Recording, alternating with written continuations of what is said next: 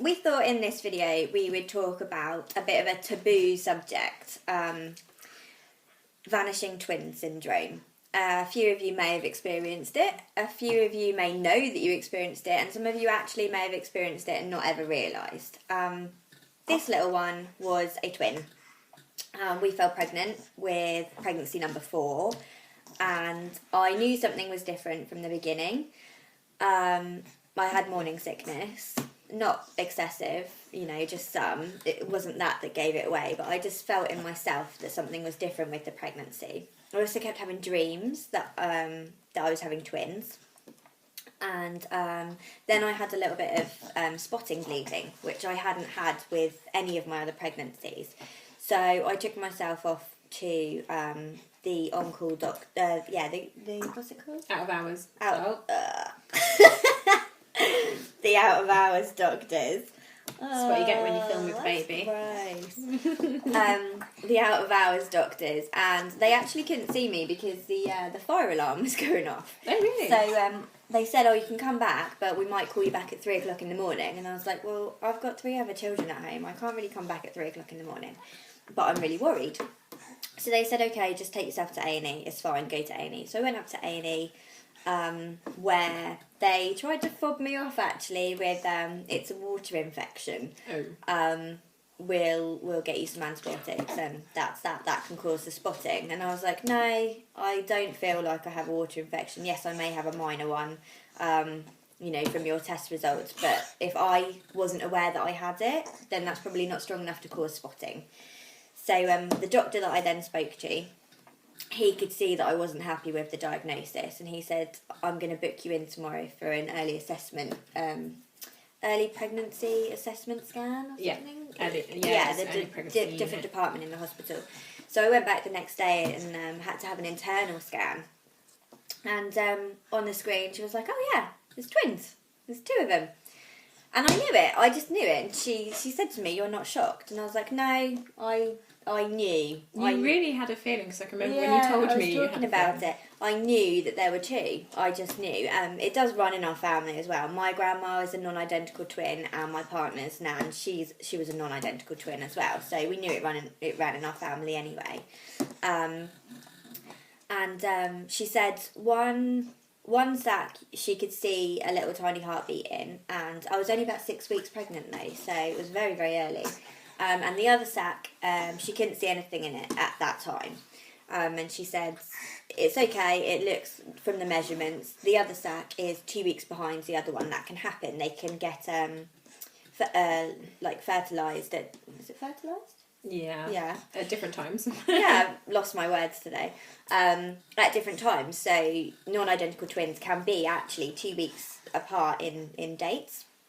So she said, well, obviously, now that it's twins, we'll keep an eye on you. That'll be put on your records and everything, that it's twins. And we'll bring you back in 2 weeks just to check what's going on with that one, because obviously we haven't been able to see anything in it today. So, we need to make sure we can see it. So I was like, oh, okay. Went home, was like, okay, it's twins. Let's start looking at double pushchairs and, the Get yourself prepared. cheapest way of buying 2 cots and 2 car seats and everything else.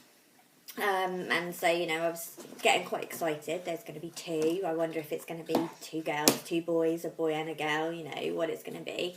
And then went back for our other scan, and she could see this one wriggling around. Because I think I was actually 9 weeks by the time I went back. She could see her wriggling around perfectly. Her heartbeat was there and everything.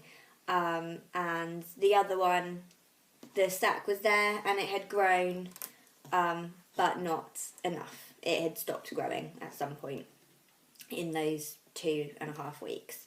So I was then told that I would either miscarry that one, but my body would retain her, or it would just, the baby in the sac would just vanish. And my body would either reabsorb it, or the placenta would reabsorb it, or I think even the baby can reabsorb it.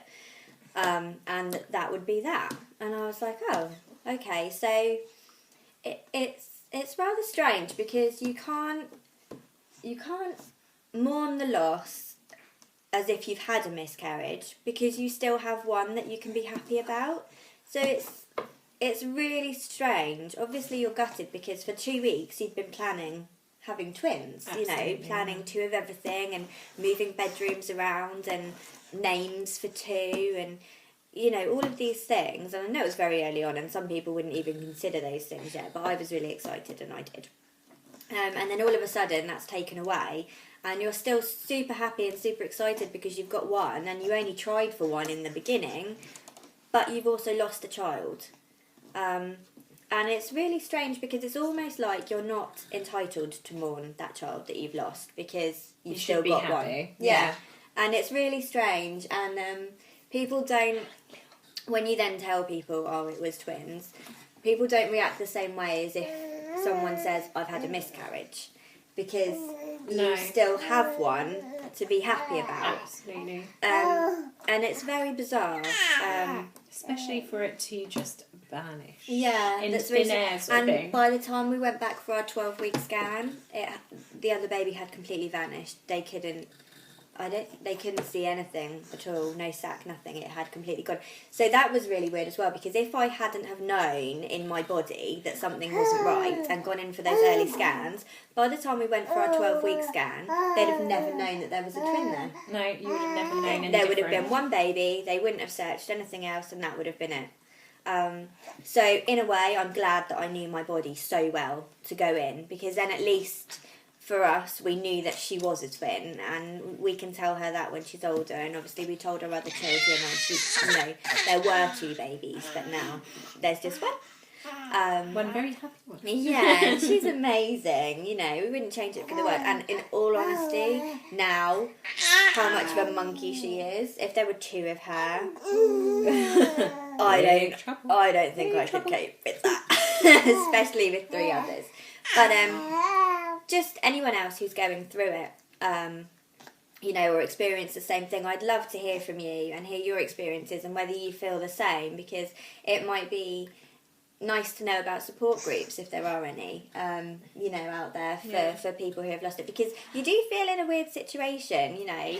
Are you allowed to mourn the loss of a baby because you still have one? It's a bit of a taboo subject. Yeah, it's strange, because obviously that there are people who have had miscarriages and lost their baby completely, so they might look at you and say, well, you don't have a right to you should be happy still. Yeah, but at the same time, you still have lost a baby, which is upsetting. So it would be interesting to hear other people's thoughts on that. So leave us a comment below, and we'll read through all of them and get back to you. Thank you. Bye. See you later. Bye.